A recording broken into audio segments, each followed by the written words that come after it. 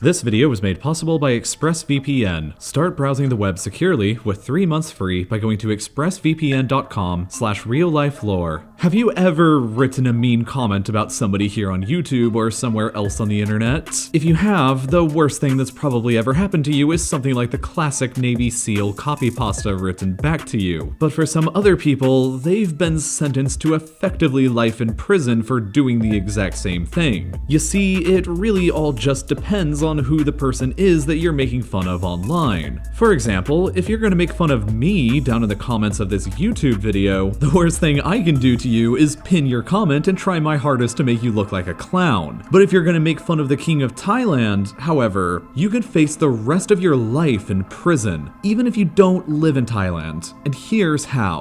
Theoretically, Thailand is a constitutional monarchy like the United Kingdom or Japan, but unlike in those countries, the monarchy is not only super revered, but it's also illegal to criticize them. The position of the Thai monarch in the royal family is enshrined in the Thai constitution, which at one point states, "The king shall be enthroned in a position of revered worship and shall not be violated. No person shall expose the king to any sort of accusation or action." So not only do we have those scary words to work with, but Section 112 of the Thai Criminal Code also makes insulting or otherwise degrading the king or a member of the royal family a severe criminal offense. It states verbatim, "Whoever defames, insults, or threatens the king, the queen, the heir apparent, or the regent shall be punished with imprisonment of 3 to 15 years. That punishment of 3 to 15 years, however, is for each insult that a person gives to the king. So, if you were to hypothetically post 5 comments on a video such as this one that were insulting in some nature to the King of Thailand, you would face 5 counts of 3 to 15 years in prison each, for a minimum sentence of 15 years and a maximum of 75 years. And it's not just Thai citizens who can face such penalties. The Thai government has convicted foreigners under the law as well who have traveled to the country afterwards. But who even is the King of Thailand they are not allowed to make fun of? Currently, it's this guy, named Maha Vajiralongkorn, who ascended to the throne back in 2016 after the death of his father. The anti-insult law applies to him, his queen, the current heir apparent, and debatably every other member of the royal family as well. So that's a lot of potential people that the law covers. And it also doesn't help that the law doesn't exactly define what an actual insult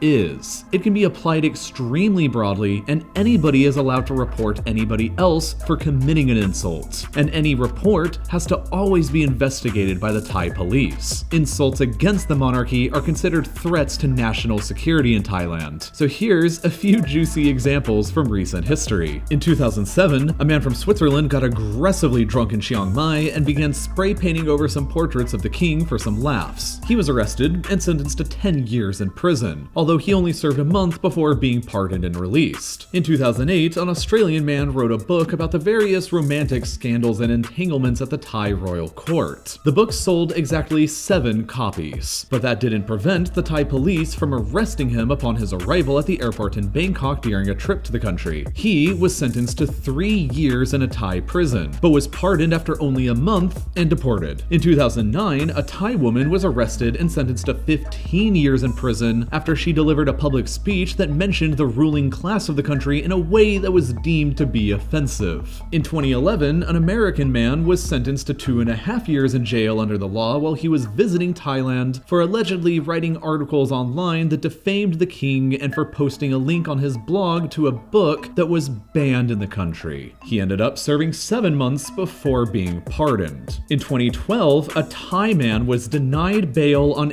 8 separate occasions and sentenced to 20 years in prison because of 4 text messages he sent from his phone that were deemed offensive to the king and queen. 5 years in prison for each text he sent. In 2015, a 27-year-old factory worker in Thailand was arrested under the law for supposedly making sarcastic comments about the king's dog on Facebook, which for reference looks like this. According to the BBC, the man had posted multiple photos of the dog that appeared to mock the king, and in addition, he was also charged with posting the like button next to a doctored photo of the monarch. He spent 90 days in prison for the crimes before being released on bail and faced a maximum penalty of 37 years in prison for the Facebook posts. His current location and status of the case has been unknown since 2018, however. It is also important to note that under the law, making fun of or insulting any previous Thai monarch is also considered a severe criminal offense. For an example of that, in 2017, a man made a remark while at a Thai university forum that he doubted the existence of an epic elephant battle in the 16th century between King Narswan of the Thai kingdom of Ayutthaya and the Crown Prince of Burma. This was considered insulting to a previous Thai monarch, even one who had been dead for over 400 years, and the man was subject to prosecution by the Thai authorities because of it. The case was eventually dropped, however, but that hasn't prevented other ridiculous claims from being made. In 2018, a relatively famous Thai YouTube personality got in trouble under the law for describing a dress worn by the Thai Miss Universe contestant as